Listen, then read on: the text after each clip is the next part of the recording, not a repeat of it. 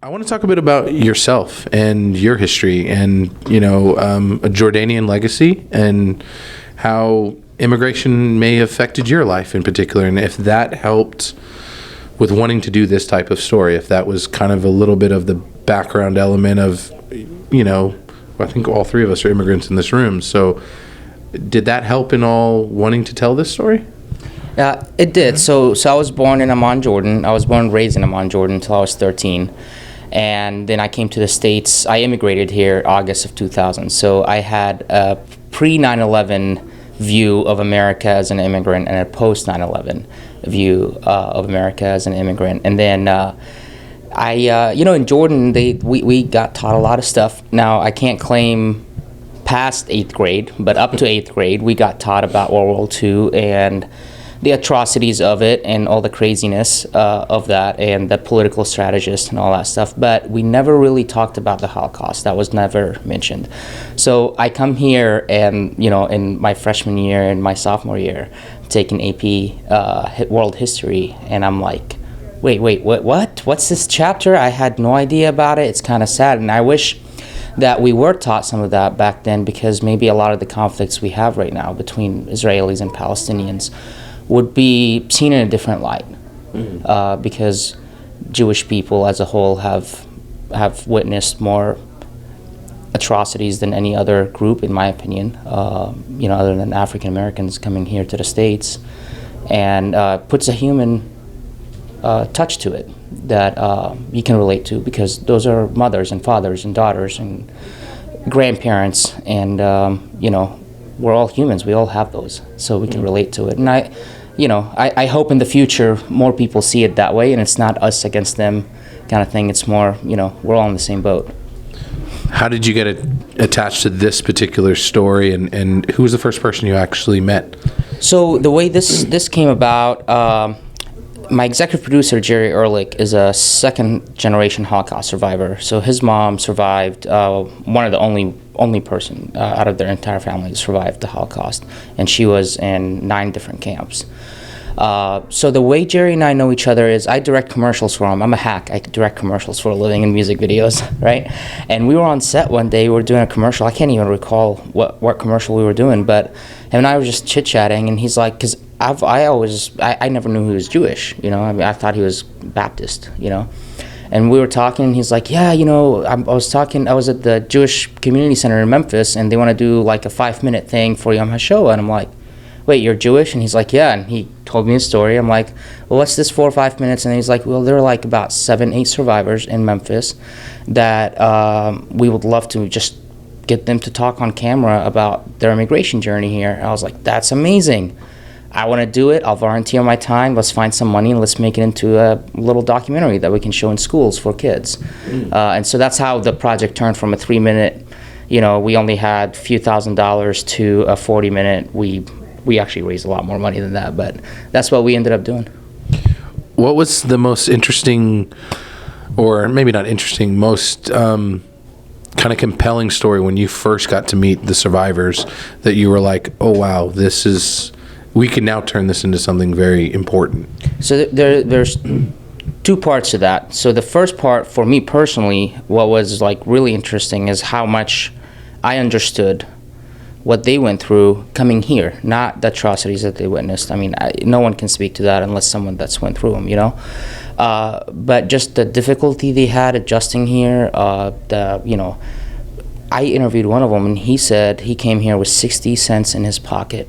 And he said, I ate nothing for about a week. And the second week, I ate sardines. And the third week, I ate ramen noodles. And then the week after that, I ate sardines. And it was like that for about a year. And so I understood that, because that was me when I first got here. But the second part is what I did not expect from doing it. I did pre-interviews with about 17, and then we narrowed it down to 11 people. But one of the most reoccurring theme that we had was the anti-Semitism that they witnessed when they got here, because they came to Memphis in the South or in New Orleans. And it's disheartening, man, seeing a 96-year-old person almost, just in tears talking about it. But, they went through the Holocaust, lost everything, came here, they thought they were coming to the land of the free, and then the first place they tried to go buy a year after they landed on their feet is, they said, we can't sell you the house because you're Jewish. And the neighborhood has a plaque on the entry that says, no Negroes, Jews, or dogs allowed. So that was a heartbreak for them. And then,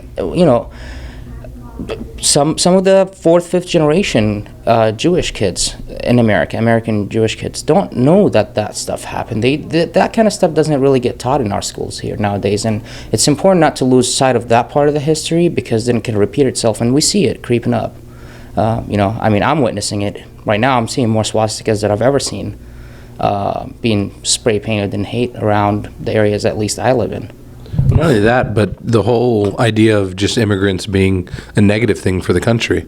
I mean, can you talk about the relevance of the film in today's political atmosphere? This film really speaks to what we just experienced with the ban and what we could see in the next 4 years. Yeah, so the ban is nothing new. I mean, it happened before. It happened to the Jewish immigrant population coming in from Europe. It started in the 1890s when a lot of Jewish and Italian immigrants were coming from Eastern Europe. And there was a big movement that started here in America, and it was called the American Eugenics Movement. And a lot of historians actually trace Nazism back to that route from New Jersey.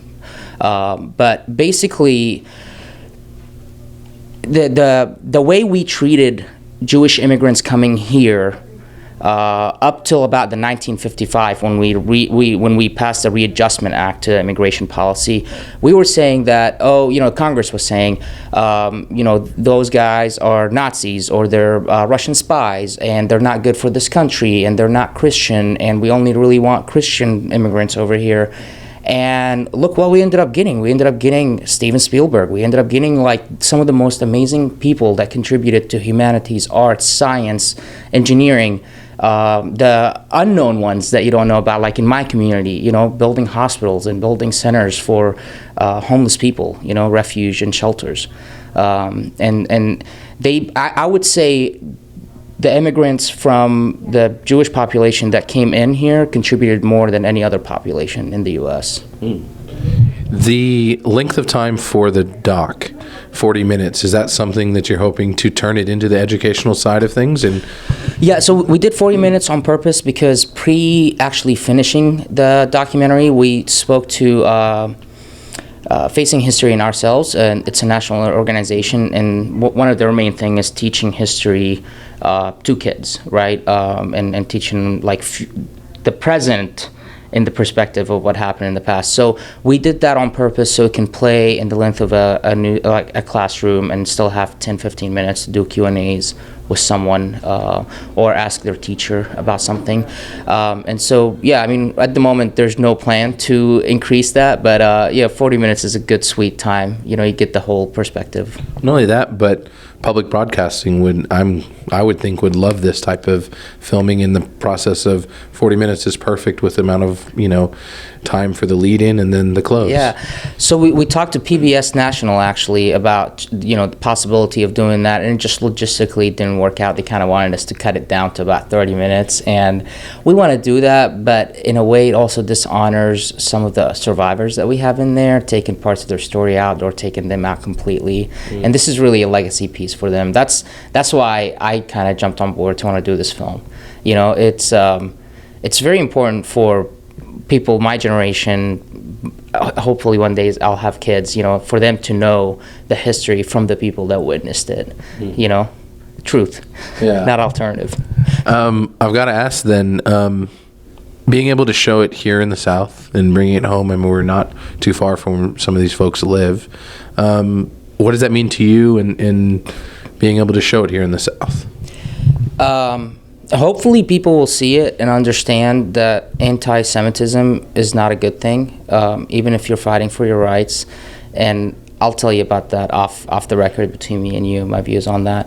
But hopefully they can see it and see a group of people that we allowed in, and now how we as a country embrace them. For a long time we did not embrace Jewish people in America, but now we do. Well, at least it seems like we do, right?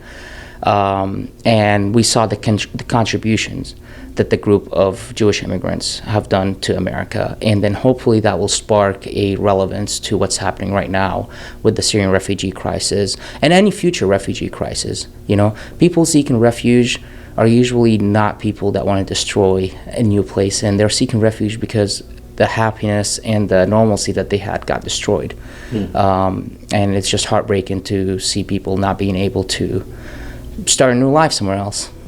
So has the documentary bug hit you? I mean, is this what you want to continue to do, or are you going to go back into that hack stuff you were talking about? No, I'm going to continue to do that. Well, look, I got to do the hack stuff to pay the bills, right? I mean, all the hack stuff has got to get paid, the bills. But actually, my next film, it's kind of funny. I'm working with Jerry. Jerry's going to executive produce it as well. It's going to be a narrative, and it's a feature. And it's a story came to me in October. Like, I fell asleep like October 12th, woke up and had it, and I wrote it down. And we've revised the script many times since, and we're ready to go into production in a few months. We're going to start investment round next month and then close it in June. But the film is it's called Jasser, and it's about a Syrian refugee that moves in next door to an opiate-addicted Trump supporter, an elderly lady, and he can't speak English. And it's kind of funny. It's a funny movie. He's got faults of his own, she's got faults of her own, but it's a film about loneliness, about opiate addiction and xenophobia from both parts, because the guy is not an angel. I mean, he's a little xenophobic too. So, Wow. So that's what we're doing right now. That's this documentary kind of inspired me to maybe continue talking about some stuff that I see that I don't agree with in public, and do it through like visuals. Where in the past I just want to be a Michael Bay hack and like blow anything up. Like all my shorts always have like a car explosion sequence in it and stuff like that. So. Wow. Well, I can't wait to see this maybe end of next year. Yeah. Definitely. Congrats on that. I'll send it to you first. Yeah. You got it on camera. Yeah. Perfect. Well, I guess lastly, other than that, how's your personal time been in here in Oxford? How have you enjoyed it? Man, so this is my first time in Oxford, and I've always heard about it. I've had a ton of friends that have movies down here, and I'm like always been jealous about not being able to have a project come here. And it's been awesome. People are friendly. You can freaking have a beer and talk to anyone. It's awesome. I can't complain. And then like it's just a quaint, beautiful little town, gorgeous people to talk to. It's you can't have it any better.